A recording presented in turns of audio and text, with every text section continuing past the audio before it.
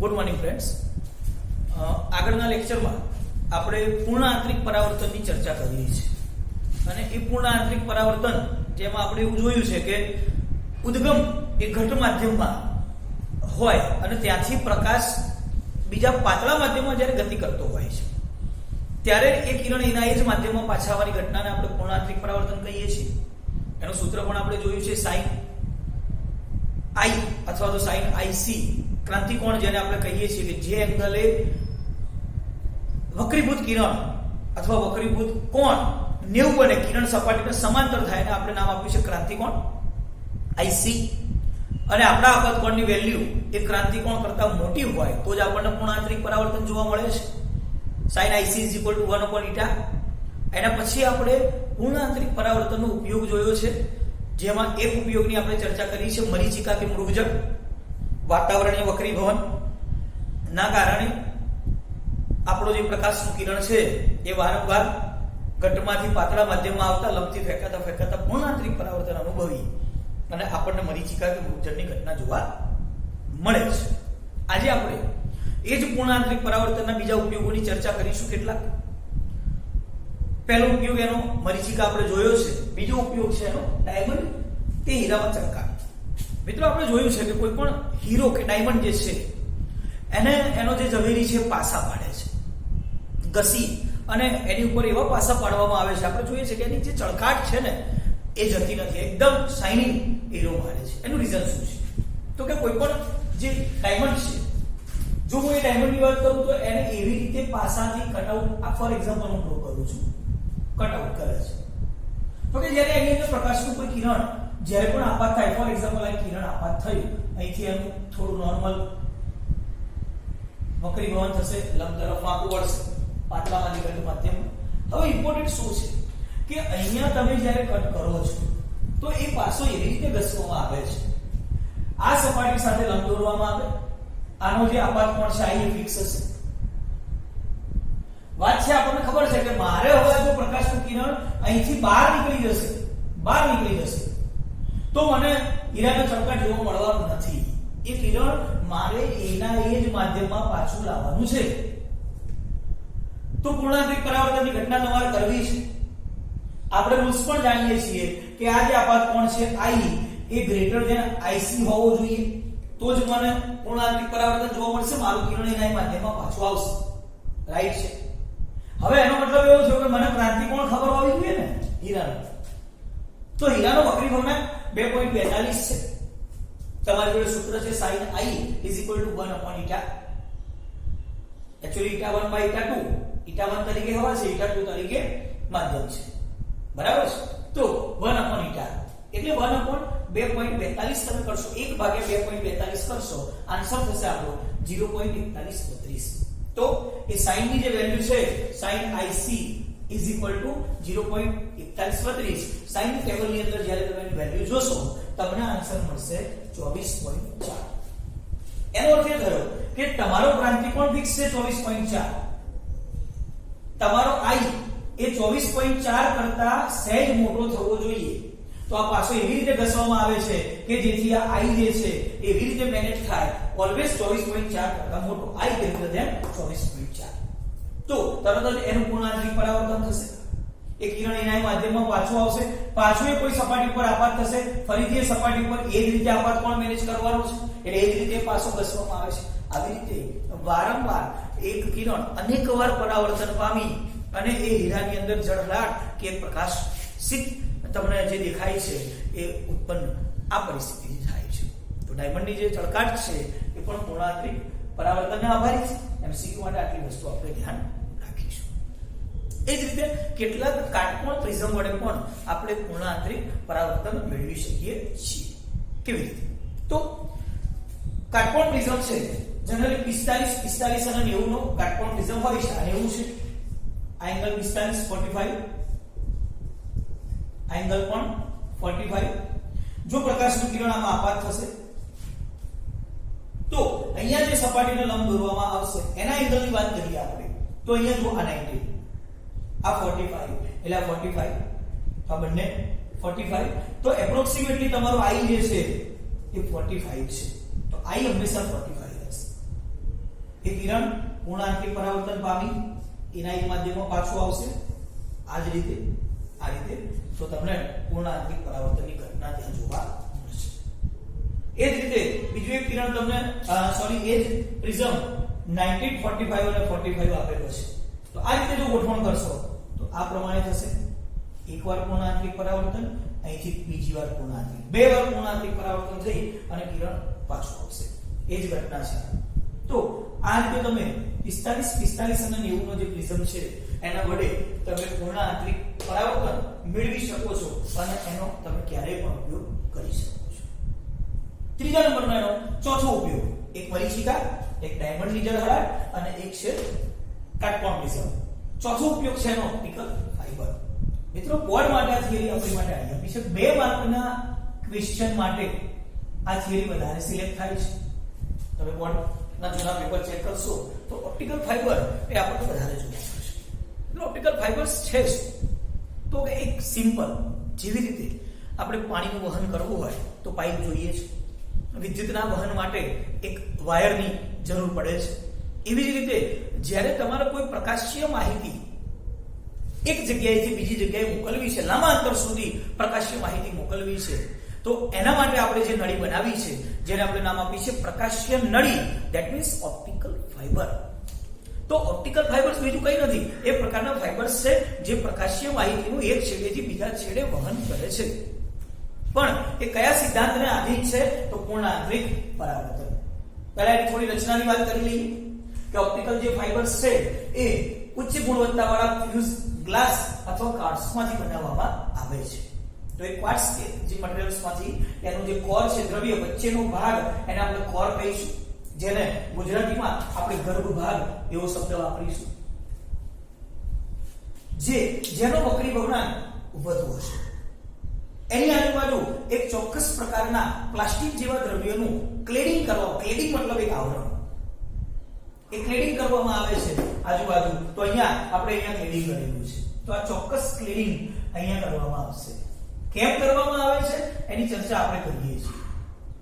અને ધ્યાન રાખજો કે જેનું ક્લેડિંગ કરવામાં આવે છે એ દ્રવ્યનો વક્રી ભવનાંક ઓછો હોય છે, કોરનો વક્રી ભવનાંક વધારે અને ક્લેડિંગ કરેલા દ્રવ્યનો વક્રી ભવનાંક ઓછો, η2 ગ્રેટર ધેન η1. તો જ પૂર્ણાંતરિક પરાવર્તનની ઘટના જોવા મળશે. અંદર વક્રી ભવનાંક વધારે, આપણે ચોખવટ કરી છે ઘટમાંથી પાતળા, તો પૂર્ણાંતરિક પરાવર્તનની પહેલી શરત છે. હવે સમજો કે આટલી વસ્તુ ક્લિયર છે.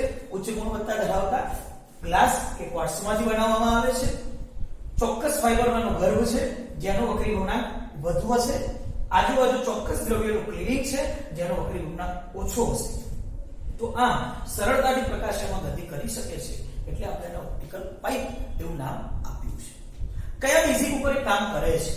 ફોર એક્ઝામ્પલ કે આપણે એની અંદર કોઈ પ્રકાશનું કિરણ આપાત કરીએ છીએ. સમજો કે અહીંયા હું એક પ્રકાશનું કિરણ એમાં આપાત કરું છું. આ મારું પ્રકાશનું કિરણ છે. મારે પહેલું એ ચેક કરવું પડશે કે જ્યારે સપાટી પર આપાત થાય તો લંબરેખાખંડ આ એનો આઈ થશે, બરાબર છે? તો થીટા આઈ અથવા આઈ તમે કહી શકો છો. પાતળા માધ્યમમાંથી ઘટ માધ્યમમાં જશે તો કિરણ એ લંબથી નજીક, એટલે લંબ તરફ વાંકું વળશે, નોર્મલ જતું હશે અને કદાચ નોર્મલ સેજ વાંકું વળશે, એવું આપણે વિચારીએ, બરાબર? તો હું એવું માની શકું કે આ છે આ, રાઈટ? હવે પ્રશ્ન અહીંયા નથી તમે જે ખૂણે એંગલે આપાત કરો છો, વક્રીભવન થઈ કિરણ અંદર દાખલ થઈ ગયો, મારે હવે શું વિચારવાનું છે કે જો અહીંયા આપાત થયું આ સપાટી પર, તો એ સપાટી ઉપર મારે લંબ રેખાખંડ દોરવો પડશે અને અહીં વિચારવાનું છે જો આ આપાત કોણ આપણા આઈ છે, કહી શકો છો તમે, પણ બે આઈ છે તો આને કંઈક નવું નામ આપી દઈએ, I1 અથવા I ડેશ કહું છું. જો એ એંગલ તમારા પૂર્ણાંતરિક પરાવર્તન માટે શરત શું છે કે અહીંથી આ કિરણ જો અહીંથી બહાર જતું રહેશે તો મારું કામ નથી થવાનું. મારી ઓપ્ટિકલ પાઇપ એક છેડેથી બીજા છેડે વહન કરવા માટે મેં બનાવી છે, અહીંથી બહાર નીકળી જશે તો ગયું. આપણે તો રાહ જોઈને બેઠા છીએ, રાઈટ છે? તો થશે શું કે અહીંયાથી તમે કોઈ પણ પ્રકારનું કિરણ આપાત કરો ક્રાંતિકોણ તમારે વિચારવો પડશે. ક્રાંતિકોણ આપણે શીખી ગયા. તમે જે દ્રવ્યનો ઘન બનાવ્યો છે એ ઈટા તમે જાણો છો. 1 ઈટા પ્રમાણે એની કેલ્ક્યુલેશન હોય. એનો ક્રાંતિકોણ તમે જાણતા હોય તો અહીંયા આ એંગલ એવી રીતે મેનેજ કરવામાં આવે કે જેથી એની value I dash is greater than ક્રાંતિકોણ થાય. જરા I dash ની ચર્ચા કરીએ. એ કેવી રીતે મેનેજ થાય? બહુ ઈઝી છે. જુઓ, આ લંબ રેખાખંડ છે 19, સીધો આ પણ લંબ રેખાખંડ છે સીધો. આ થશે 19, આ r છે. તો હું એવું લખી શકું કે I dash is equal to 90 - r. જોઈ શકો છો તમે I dash ની વેલ્યુ જે છે, I dash નામ જ આપ્યું છે આપણે, I dash આ 90 છે. એટલે આ બે એંગલ માટે ટોટલ 90 રહેશે. તો 90 - r is equal to I dash. આ વસ્તુ સત્ય છે.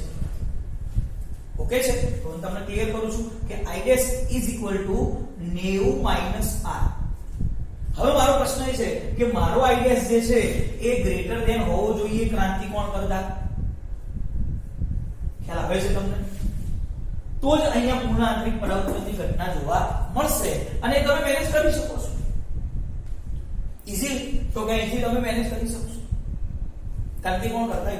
હવે તમે પોતાની જાતનો પ્રશ્ન પૂછો કે મારે ક્રાંતિકોણ કરતા બે રીતે અહીંયા વિચારવાનું છે MCQ માટે ખાસ, કે જો ક્રાંતિકોણ કરતા મારો I dash મોટો જોઈતો હોય, એંગલ મોટો જોઈતો હોય, તો એનો આધાર કોની ઉપર છે? 19 ઉપર તો છે નહીં, r ઉપર.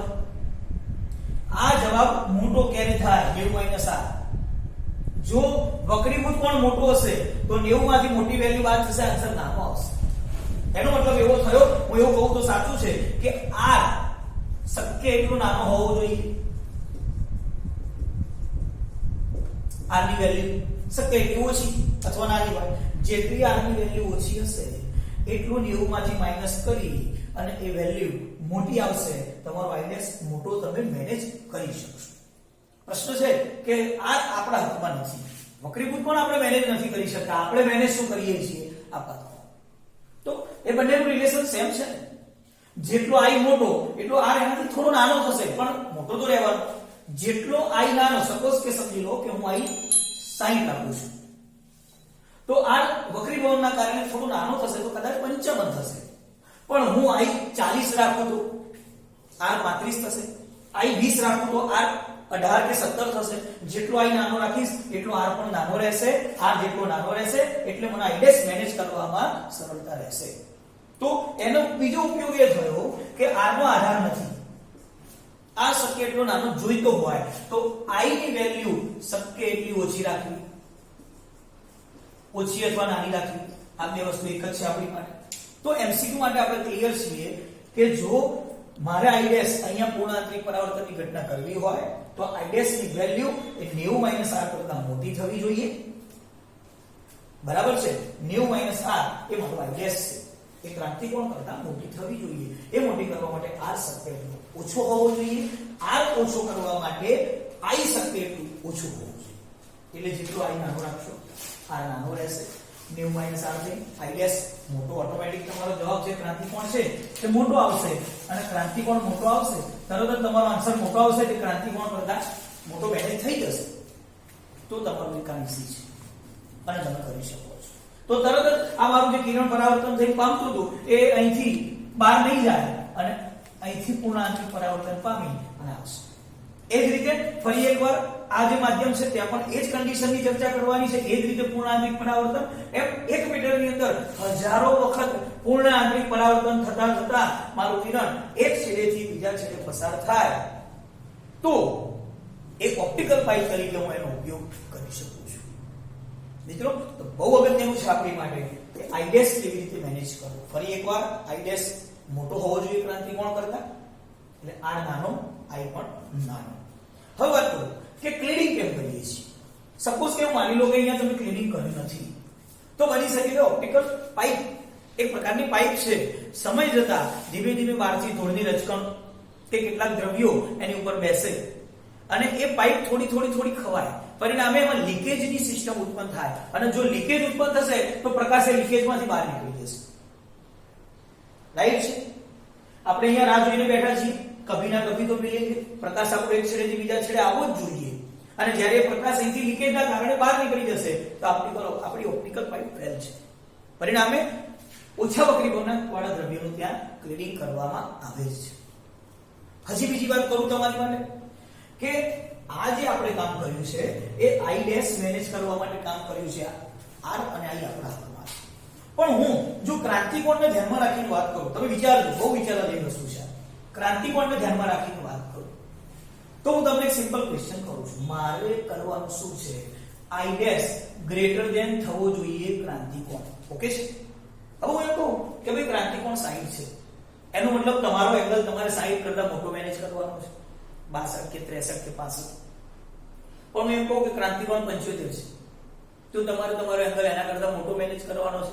જેટલો ક્રાંતિકોણ મોટો એટલું તમારું મેનેજમેન્ટ અઘરું, તમારે એના કરતા મોટું થવાનું છે. સપોઝ કે એક એક્ઝામ્પલ આપું કે તમારા ફાધર તમને એવી કોઈ સ્કીમ આપે છે, અત્યારે તમે 12 સાયન્સમાં છો, બરાબર છે? તો તમને તમારા ફાધર એવી સ્કીમ આપે છે કે ચલો તમે 90% લાવશો અથવા 90% તમે લાવશો તો તને જે ગમે છે એ બાઇક હું લાવી દઈશ અથવા એ મોબાઈલ લાવી દઈશ. તો તમારા ફાધરે આપેલી કન્ડિશન 90% એ તમારો ક્રાંતિકોણ છે, રાઈટ છે ને? 90% એ તમારો ક્રાંતિકોણ છે. તમારે શું કરવાનું છે? પૂર્ણાંતરિક પરાવર્તન, એટલે કે તમારું બાઇક મેળવવા માટે કે તમારો મોબાઈલ મેળવવા માટે તમારા પર્સન્ટેજ 90 કરતા વધારે થવા જોઈએ. એક કામ કે માનો, રાઈટ? એક આ કન્ડિશન છે. તમે સમજી શકો છો ક્રાંતિકોણ 90 છે, તમારે 90 કરતા વધારે લાવવાના છે. પણ તમારા ફાધર તમને એમ કહે છે કે 70% કરતા વધુ લાવશો તો બાઇક કે મોબાઈલ તને મળી જશે. તો હવે તમારો ક્રાંતિકોણ કેટલો છે? 70. તો તમે તરત જ ખુશ થઈ જશો, રાજી થઈ જશો કે હા 70 કરતા વધારે લાવવા કામ આપણું સહેલું છે. બે વસ્તુ સહેલું છે. તમારે બંને કન્ડિશનમાં એક જ કામ કરવાનું છે. ફાધરે જે ક્રાંતિ આપી, જે ક્રાંતિકોણ તમને આપ્યો 70% કરતા અપ, 90 કરતા અપ, બંનેમાં તમારી માટે ઈઝી શું હતું? 70 કરતા અપ જવું. એ જ રીતે અહીંયા ક્રાંતિકોણ કરતા અપ તમારે ફરજિયાત જવાનું છે. પણ હું ક્રાંતિકોણ શક્ય એટલો નાનો કરી દઉં તો હવે તમે MCQ માટે જવાબ આપી શકો છો કે I ગ્રેટર ધેન IC કરવા માટે ક્રાંતિકોણ એ શક્ય એટલો નાનો હોવો જોઈએ.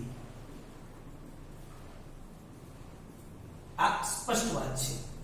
હવે હું તમને પ્રશ્ન પૂછું કે ભાઈ ક્રાંતિકોણ નાનો કેવી રીતે કરવો? ક્રાંતિકોણનો આધાર કોની ઉપર છે? આપણે ભણી ગયા છીએ ને, sin IC = 1/η. તો આ મારે જવાબ નાનો જોઈતો હોય તો વક્રી ભવનાંક શક્ય એટલો મોટો રાખવો પડે, 1/, છે. તો ઈટાની વેલ્યુ જેટલી મોટી રાખશો, ઈટા જેટલી મોટો રાખશો, બરાબર છે? વક્રી ભવનાંક તમે જેટલો મોટો રાખશો એટલો તમને IC કેવો મળશે? નાનો. આપણું કામ થઈ જશે. IC જેટલો નાનો હશે આપણે એના કરતા મોટો એંગલ ઈઝીલી મેનેજ કરી શકીશું. તો અહીંયા ધ્યાન રાખો કે વક્રી ભવનાંક, કોણનો વક્રી ભવનાંક આપણે શક્ય એટલો મોટો રાખીએ છીએ કે જેથી આપણું કામ વેરી ઈઝી થાય. આ બાબત તમારા માટે બહુ અગત્યની છે MCQ માં. હવે આપણે વાત કરીએ એના ઉપયોગની. તો ઉપયોગને ધ્યાનમાં રાખીને આપણે ચર્ચા કરીએ. પહેલો ઉપયોગ છે, હાલના સમયની અંદર બહુ વ્યાપક ઉપયોગ છે એનો, ઓડિયો કે વિડિયો સિગ્નલ લાંબા અંતર સુધી લઈ જવા માટે. જેવી રીતે આપણે પિક્ચર ટ્યુબ છે, ટીવી એ પણ એક ઓપ્ટિકલ ફાઇબર છે. તો દૂરના અંતરો સુધી ઓડિયો વિડિયો સિગ્નલ લઈ જવા માટે આપણે ઓપ્ટિકલ ફાઇબરનો ઉપયોગ કરીએ છીએ. નંબર 2, ટ્રાન્સડ્યુસર જેવા સાધનની મદદથી કોઈ પણ વિદ્યુત સિગ્નલ હોય એને આપણે પ્રકાશીય સિગ્નલમાં કન્વર્ટ કરી અને એક જગ્યાએથી બીજી જગ્યાએ લઈ જઈ શકીએ છીએ. એક્ચ્યુઅલી ટ્રાન્સડ્યુસર શું છે? તો કે એક પ્રકારની ઉર્જાનું એ બીજા પ્રકારની ઉર્જામાં રૂપાંતર કરતું સાધન છે. એક પ્રકારની ઉર્જાનું બીજા પ્રકારની ઉર્જામાં રૂપાંતર કરતું સાધન. રેડી? ઓકે. ત્રીજો એનો ઉપયોગ છે પ્રકાશના સંકેતોનું પ્રસારણ કરવા માટે. જેવી રીતે મેડિકલ સાયન્સમાં એનો બહુ મોટો ઉપયોગ છે. તમે મેડિકલ સાયન્સની અંદર પ્રકાશની નળીનો ઉપયોગ કરી અને એ નળીનો ઉપયોગ કરી અને જઠર છે, આંતરડું છે, અન્નનળી છે, એ બધાના અંદરના ઇન્ટરનલ ભાગોની આપણે તપાસ એ ઓપ્ટિકલ ફાઇબર્સની મદદથી કરી શકીએ છીએ. અધર એનો ઉપયોગ છે ડેકોરેટિવ લેમ્પમાં. તમે બધાએ આ લેમ્પ જોયેલો છે. ક્યારેક તમે કોઈ જગ્યાએ ફરવા ગયા હોય અથવા કોઈ જગ્યાએ તમે એવો લેમ્પ જોયો હશે કે જેની અંદર આ પ્રકારનું ડેકોરેશન જોવા મળે છે. આ એક ડિશ જેવી રચના હોય અને એમાંથી આ પ્રમાણે ફાઇબર્સ, પ્લાસ્ટિકના ફાઇબર્સ તમે જોયા હશે આ પ્રમાણે, બરાબર છે? અને અહીંયા એક પ્રકારની નીચે એક લેમ્પ હોય નાનો અને અહીંયા ઓન ઓફ સ્વિચ હોય. તરત જ એ સ્વિચ સ્વિચ તમે ઓન કે ઓફ કરશો, ઓન કરશો એટલે અહીંથી પ્રકાશનો લેમ્પ ચાલુ થશે અને આપણને એવું જોવા મળે કે જે પ્રકાશ છે ને એ આની ટિપ્સ ઉપર અહીંયા પ્રકાશિત થઈ જશે. આવા લેમ્પ આપણે જોયા છે. આ જે છે એ એની અંદર જે રેસા તમને પ્લાસ્ટિકના ફાઇબર્સ જોવા મળે છે એ બીજું કંઈ જ નથી, એ આપણા ઓપ્ટિકલ ફાઇબર્સ છે. તો આ પણ એક ડેકોરેટિવ લેમ્પનો એનો ઉપયોગ છે. અને લાસ્ટ વન, સિલિકા જે ગ્લાસ ફાઇબર છે એટલે કે સિલિકામાંથી બનાવેલા ફાઇબર્સ છે એ લગભગ 1 કિલોમીટર સુધી એ પ્રકાશને પ્રસારણ કરી શકે છે. એની ક્ષમતા છે. એમસીક્યુ માટે આપણે એ પણ પોઈન્ટ યાદ રાખીશું.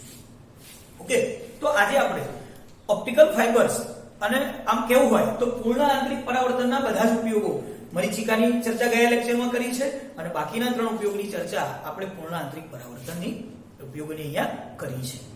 નેક્સ્ટ લેક્ચરમાં આપણે એના એક્ઝામ્પલની ચર્ચા કરીશું. મિત્રો, જો તમને આપણા વિડીયો વધુ સારા લાગતા હોય અને ઇઝીલી તમે અભ્યાસ સારી રીતે કરી શકતા હોય તો સબસ્ક્રાઇબ કરવાનું ભૂલશો નહીં. વધુમાં વધુ તમારા મિત્રોને વિડીયો શેર કરશો કે જેથી આપણે વધારેમાં વધારે સ્ટુડન્ટ સુધી પહોંચી શકીએ. Thank you.